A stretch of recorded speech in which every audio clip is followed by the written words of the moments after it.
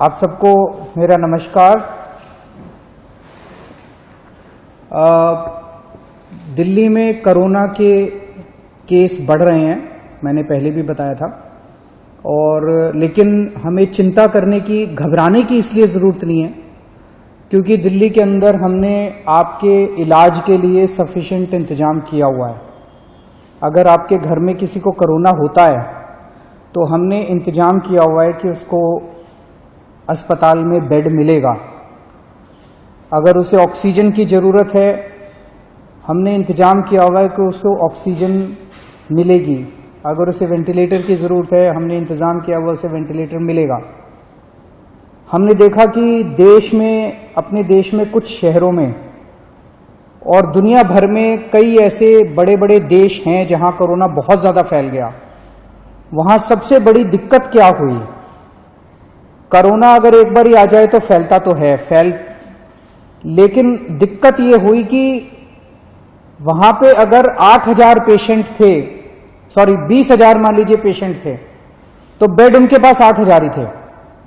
Bed की कमी हो गई उनके पास हेल्थ इंफ्रास्ट्रक्चर की कमी होगी, उनके पास वेंटिलेटर की कमी होगी, उनके पास आईसीयू की कमी हो गई। इस सब की वजह से वहां पे दिक्कतें आने लगी, लोगों को इलाज नहीं मिल पाया और लोगों की मौत बहुत ज्यादा हो गई। आज उस मामले में दिल्ली, जैसे मैं बार बार बोलता हूं कि हम कोरोना से 4 कदम आगे हैं, तो दिल्ली में हालांकि कोरोना के केस बढ़ रहे हैं, लेकिन हमने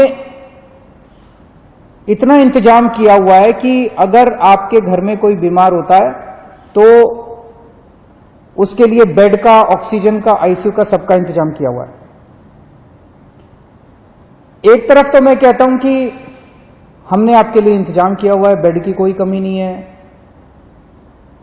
हम कहते हैं कि ऑक्सीजन की कोई कमी नहीं है, वेंटिलेटर की कोई कमी नहीं है, आईसीयू की कोई कमी नहीं है। दूसरी तरफ कई बार लोगों के फोन आते हैं, लोगों के मैसेज आते हैं, जी मैं दर दर भटक रहा हूं, मेरे को बेड नहीं मिल रहा, मैं इस अस्पताल में गया, फिर इस अस्पताल में गया, फिर इस अस्पताल में गया, मुझे बेड नहीं मिल रहा। तो इंफॉर्मेशन का गैप है।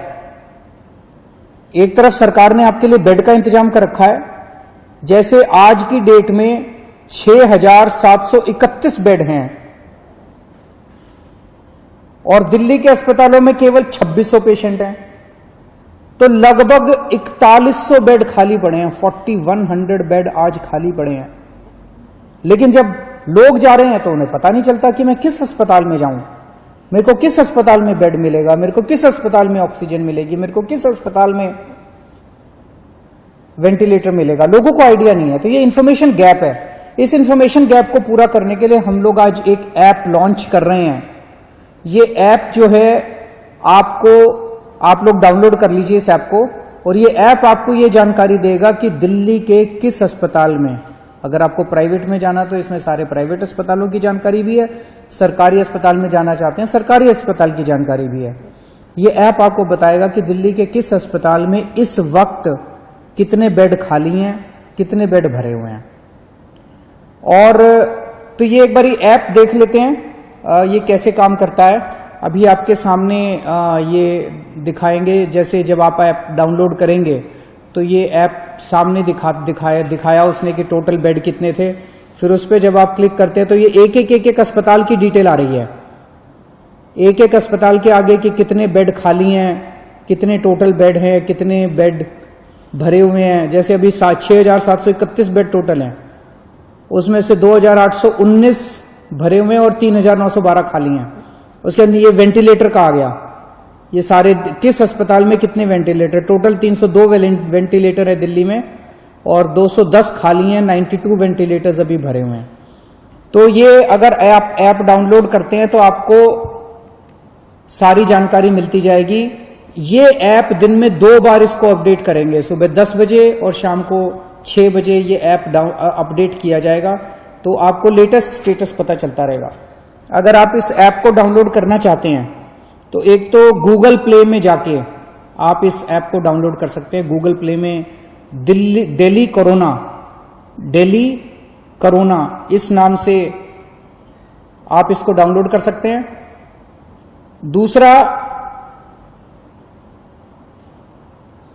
आप इसका वेब पेज भी खोल सकते हैं। अगर आपके पास ऐप नहीं है तो इसका एक वेब पेज बनाया गया है, delhifightscorona.in, delhifightscorona.in/beds। इसके ऊपर भी आपको ये सारा बेड्स का स्टेटस मिल जाएगा। अगर ये भी नहीं है तो आप 1031 जो हमारी हेल्पलाइन है, 1031 पे फोन करेंगे तो वो आपको पूरा का पूरा जो बेड्स का स्टेटस है वो आपको एसएमएस के जरिए भेज देंगे। और या आप इस नंबर पे, अगर आप व्हाट्सएप नंबर है 8800007722, इस नंबर से भी आप इस ऐप को डाउनलोड कर सकते हैं। आपने ऐप से डाउनलोड कर लिया, आपने ऐप डाउनलोड कर लिया, आपको पता चला कि इस अस्पताल के अंदर इतने बेड खाली हैं। आप उस अस्पताल में गए,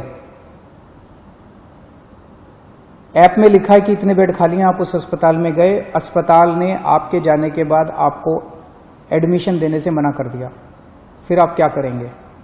इसका हमने पूरा इंतजाम किया है। आप 1031 पे, वहीं अस्पताल के रिसेप्शन पे बैठ के 1031 पे फोन करना और 1031 पे आप बताना कि मैं अस्पताल में हूं, ऐप में लिखा हुआ है इसके अस्पताल खाली हैं, ये मुझे एडमिशन नहीं दे रहे। 1031 पे तुरंत हमारे स्पेशल सेक्रेटरी हेल्थ के पास फोन पहुंचेगा और वो स्पेशल सेक्रेटरी हेल्थ उस अस्पताल से बात करके आपको ऑन द स्पॉट मौके पे बेड दिलवाएंगे। इसका पूरा इंतजाम किया हुआ है।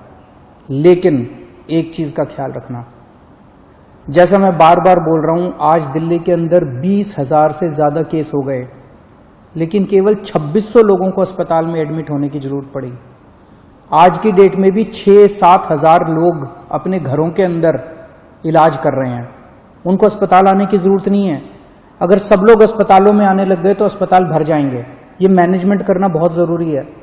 तो अगर कोई अस्पताल एनालिसिस करके, डॉक्टर्स एनालिसिस करके आपको ये कहते हैं कि आपको अस्पताल में एडमिट होने की जरूरत नहीं है, आप प्लीज घर में जाके, घर में अपना, आप माइल्ड हैं या एसिम्टोमेटिक हैं, घर में इलाज करा लीजिए, उनकी बात मान लीजिएगा। वहां पे आप जबरदस्ती मत कीजिएगा कि बेड आपको दिया जाए। डॉक्टर्स अगर कहते हैं कि आपकी बीमारी सीवियर नहीं है, आपका घर में इलाज हो सकता है, आप घर में इलाज कर लीजिए। और घर में जब जाएंगे तो चिंता मत करना, हमने एक टीम लगाई है, वो दिन में 2 बार 3 बार आपसे बात करेगी, आपके परिवार वालों से बात करेगी, और अगर आप घर में सीरियस हो जाते हो तो फिर आपके लिए बेड का इंतजाम कर देंगे। तो सब लोग, मुझे लगता है कि ये जो इन्फॉर्मेशन गैप था, जो बहुत बड़ा गैप था, वो खत्म हो जाएगा। आपको क्लिक ऑफ द बटन पे पता चल जाएगा कि किस अस्पताल के अंदर कितने बेड हैं और आपको अब बेड की चिंता करने की जरूरत नहीं है। शुक्रिया।